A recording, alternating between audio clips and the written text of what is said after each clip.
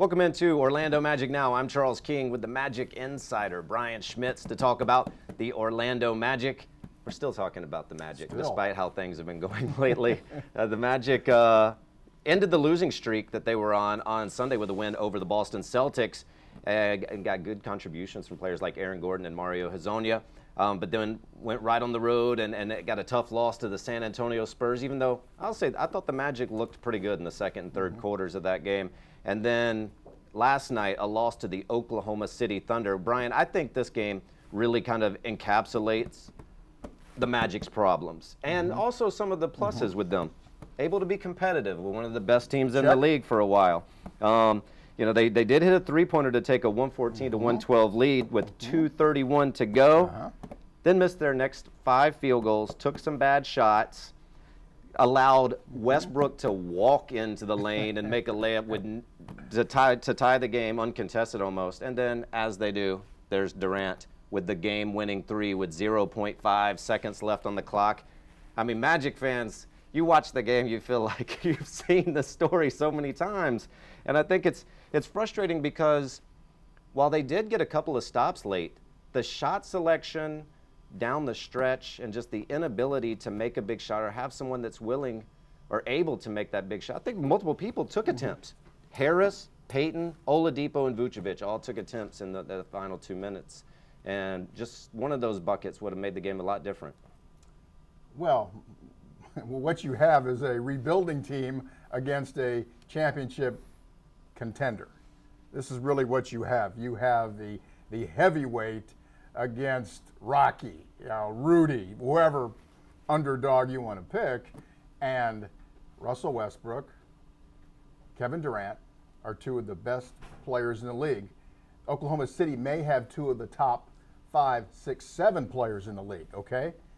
So the Magic needed to play over their heads, which they did, and like in boxing, sometimes styles make fights, and for some reason, the Magic have had really good success against Oklahoma City in their matchups, whether the Thunder don't play their greatest defense against Orlando because they figure that eventually, which would happen last night, they'll either take bad shots or not hustle to get rebounds or eventually have a defensive breakdown, which rebuilding teams tend to do. But it was really a terrific game. Yeah. But here's the Magic lost because Oklahoma City's 3 best players made the last 3 terrific plays of the game. Yeah. Westbrook gets the layup, driving through everyone. Ibaka gets the block. He's their best defensive player on Oladipo. Victor probably should have not done that. He probably should have found something else in the offense, whether it was Vucevic or someone else, or Victor pull up for a jumper. And then, of course, Kevin Durant, who is the crown jewel in this 2016 free agency, hits the game-winning shot, a 3. Here's a 7-footer who puts a move on 6'9" Tobias Harris, shakes him off, and just calmly drains the 3. Yeah, what the Magic do not have is They a don't have any of those guy guys. where you watch Durant at the end of the game. I knew that shot was going in. And you did nothing about it, like the old Green Bay Packers sweep. Here it comes, stop it. Yeah. And you can't stop it. But the point is, 2 stars, and maybe on a lot of teams, Ibaka would be, if not, maybe not a number 1 option, but you would know more about Ibaka on another team. Yeah. But playing Oklahoma City, he's overshadowed. But your beast of a point guard, your versatile power forward, and then your best defensive player. And the Magic can't match up. How do you answer that? There's very few teams in the league that can answer that. There's only probably 2 others, Golden State and San Antonio. Yeah, and I think what's a little frustrating too, though, is you see how close the Magic can be in games like this. And the Magic, we talked last week about how the Magic have made some tweaks to the lineup. Aaron Gordon and Victor Oladipo come into the starting lineup. You've seen Mario Hezonja play a little bit more in the last few games, and it's mixed results, I think, is fair. Aaron Gordon had some of his best games as a pro over the last couple games. Last night, not one of them. He went 1 for 10 from the field and only had 2 points. But Victor Oladipo comes in and scores 37 points last night. Your thoughts on just the progression of Gordon in this starting role? Well, I'm a big Aaron Gordon fan. I had written this summer that what Scott Skiles ought to do is start Aaron Gordon right off the bat. Scott didn't listen to me for some reason. He knows more about coaching, but if you really look at Aaron Gordon's resume, he missed most of last season or a lot of 40-some games with a broken foot. Okay, so just recently he has effectively played a full season. Okay, now Aaron still plays like a rookie young guy going 100 miles an hour. This is what these guys do. I mean, they want to do everything at once. He wants to be great, and he just can't get there fast enough. Well, the NBA game has to slow down for you, and it just takes repetition after repetition, game after game. But I like what he's done so far because he can rebound the ball and he can play defense, and those are two aspects of the game that you got to have. I mean, that's your foundation. So I like what Skiles did. He starts Aaron Gordon, he brings Channing Frye off the bench. That's fine. You should stick to that. And Oladipo back in the lineup we saw last night. When Victor's on, Victor's a terrific athlete, and when he makes shots, he's a special player. Now, is he a star? Stars do this almost every night, and that's what the Magic lack, obviously. They don't have that guy who can do it every night. Now, Victor tried to be that guy, and Ibaka said, no, not tonight.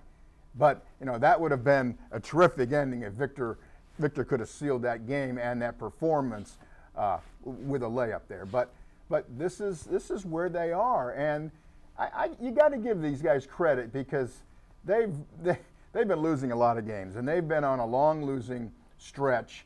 And for some of these guys, the last couple seasons, this is all they know: losing. And after a while, it psychologically it has to do something to you. But they came back, they played a great game, and they had San Antonio in the ropes until, of course, San Antonio's bench guys hurt them down the stretch. Not the starters, but the bench guys. So this is where they are, but you have to like the way they responded. Now, I mean, they are in their toughest stretch of their schedule right now. Yeah. We already mentioned it. San Antonio, Oklahoma City, Friday night, the LA Clippers, and by the way, San Antonio again, and then Golden State. Atlanta, a back-to-back. So this is going to be tough. They're going to be probably 10, 12 games under 500. Yeah, and one of the things that I think people are starting to do more and more of is talk about potential trades, especially as the Magic continue to lose games, and that becomes a more fun topic to talk about is who could play for the Magic. Fantasy basketball, yes. That's right. So, well, when talking about potential trades, maybe you look at some things the Magic do and don't have. What the Magic don't have, a lot of great shooting guards that can shoot from the perimeter. Magic don't have a go-to scorer, as we've talked about. The Magic don't necessarily have great rim protection. But the things that the Magic do have, a lot of players on rookie scale contracts that are young, athletic, and promising. Magic do also have maybe among the best group of big men that can shoot in the league, with Channing Frye, Jay Smith, Nick Vucevic, and even Andrew Nicholson, even though he hasn't been playing much. And I think the other thing Magic have, the ability to bundle assets because they have a lot of young players. So with all that, what do you think is going to happen? Probably nothing. That's the norm, That's the way it usually goes. If everybody talks big and nothing happens. I think Rob Hennigan is seriously looking because he's got 1 year left on his contract next year. So, but this team, and I've written this already, this team needs to make a move. If not this trade deadline, February 18th, then this summer. I just don't feel that you can bring this same team back. Yeah. Because of all the baggage of losing now, and you just have to get better at certain positions. And they do have some nice pieces for teams that, and it's funny how the NBA works, because now it's going to flip, where there are teams like Memphis who need to rebuild because their guys, they're not going anywhere. They're kind of on a treadmill. And in the Western Conference, you can get on the treadmill real fast. So the worst place to be in the NBA is in the middle. So, can they bundle some assets, as you said, to get a star? Boston's trying to do the same thing. Utah Jazz trying to do the same thing. It's no secret that they've come from rebuilding situations. And when the Magic have been at their best, as any Magic historian knows, they've had those stars: Shaq, Penny, Dwight, Tracy McGrady for a while, although that didn't work out because of Grant Hill.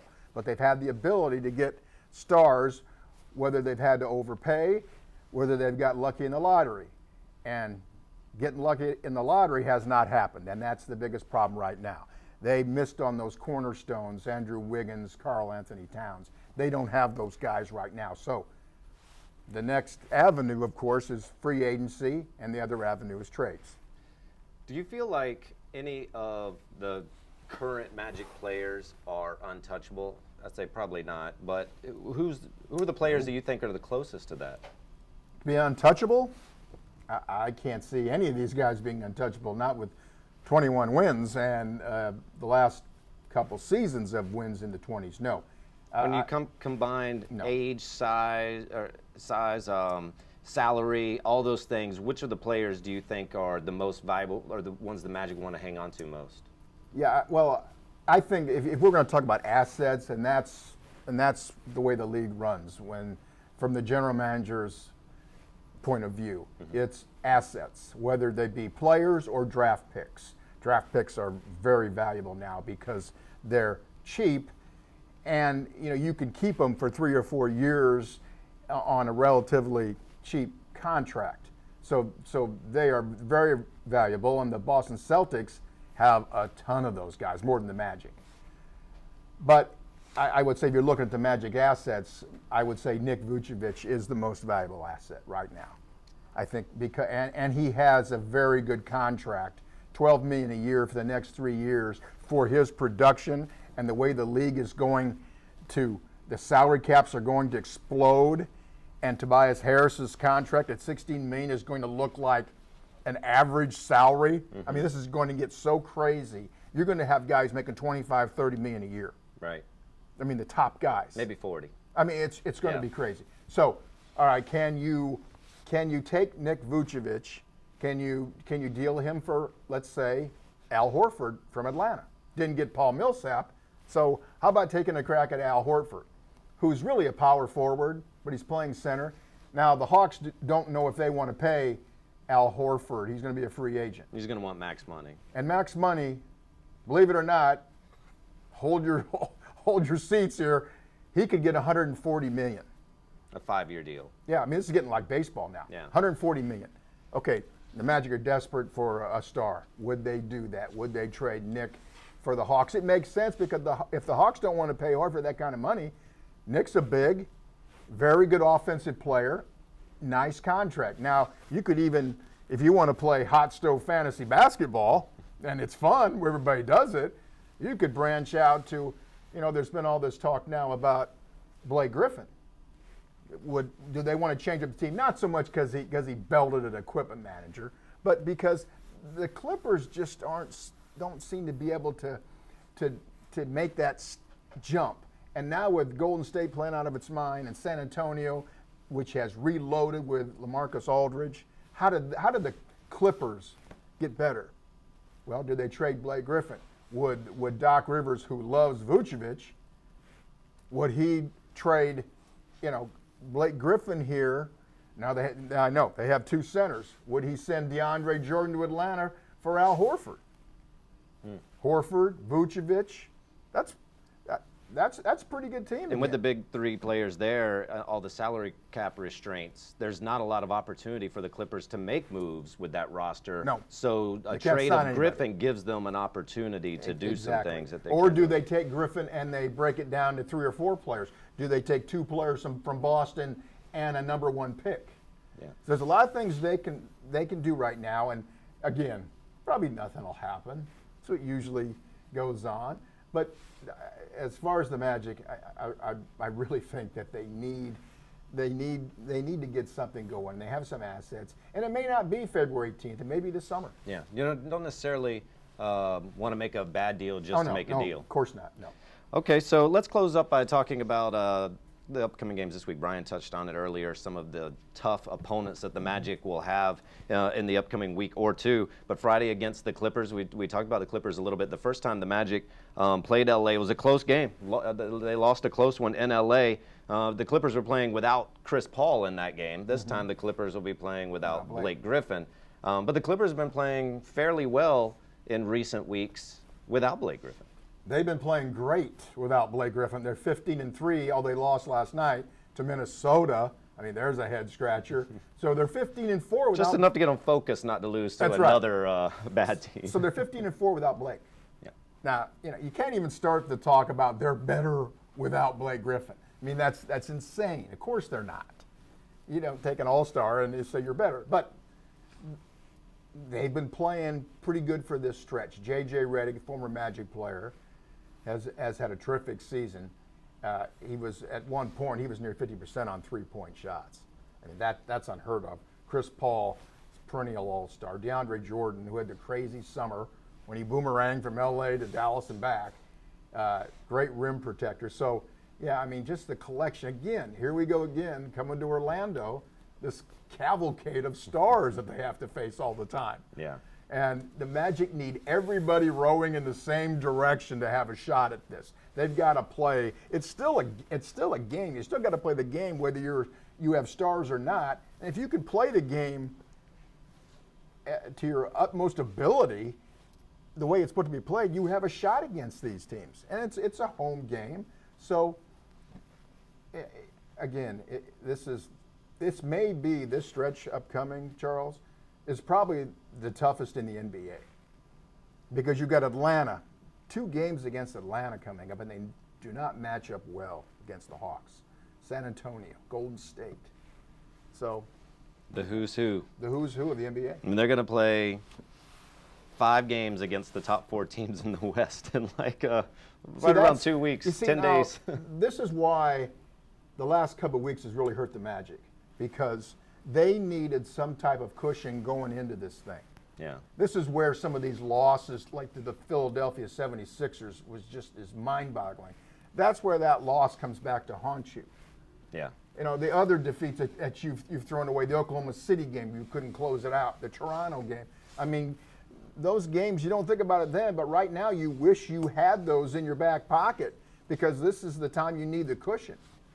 So they do, like you mentioned, they do play the Hawks. Very similar to last week when the Magic had kind of a back-to-back home and away with the Celtics. They'll have the same with the Hawks.